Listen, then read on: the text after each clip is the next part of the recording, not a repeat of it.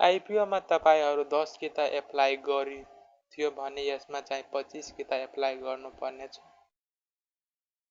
यसको opening time चाहिँ 2082 वैशाख 7 गते छ अनि एडीमा चाहिँ 2025 अप्रिल 20 छ अनि क्लोजिङ डेट चाहिँ 2082 वैशाख चाहिँ 10 गते छ अनि चाहिँ एडीमा चाहिँ 2025 अप्रिल 23 छ। यस इस्यु म्यानेजरको रूपमा चाहिँ सानिमा क्यापिटल लिमिटेड रहेको छ।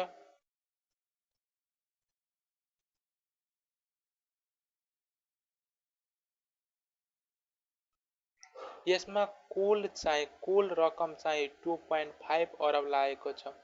यसमा चाहिँ प्रत्येक चाहिँ 6 महिनामा तपाईको ब्याज तपाईको मोबाइल बैंकिङ वा एकाउन्टमा आउने छ। तपाईले एप्लाई गर्नु भएमा 6 महिनामा यदि तपाईले चाहिँ 25 किता एप्लाई गर्नु भयो भने तपाईको चाहिँ 6 महिनामा कति रिटर्न आउँछ त्यो कुरा तपाईलाई भन्नेछु म।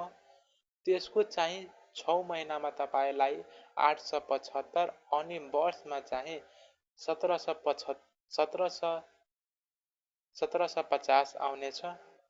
प्रति वर्ष तपाईलाई 1750, प्रत्येक वर्ष तपाईलाई 1750 अनि 7 वर्षमा तपाईलाई रिटर्न चाहिँ तपाईको ब्याज चाहिँ 12250 आउनेछ अनि तपाईको ब्याज चाहिँ 12250 भयो।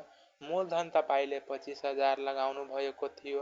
कुल तपाईको फिर्ता चाहिँ 37250 आउनेछ जसमा ब्याज चाहिँ 12250 रहेको छ अनि तपाईको मूलधन 25000 टोटल चाहिँ जोडेर चाहिँ 37250 आउनेछ। बुझ्नु भएको होला। इट इज रियली स्क्याम और नट। 12000 मात्र ब्याज आउँछ, भर्ने कि नभर्ने तपाईं सोच्नु होला र बुझ्नु भएमा लाइक अनि सब्स्क्राइब गर्न नबिर्सिदिनु होला। तपाईको साथी म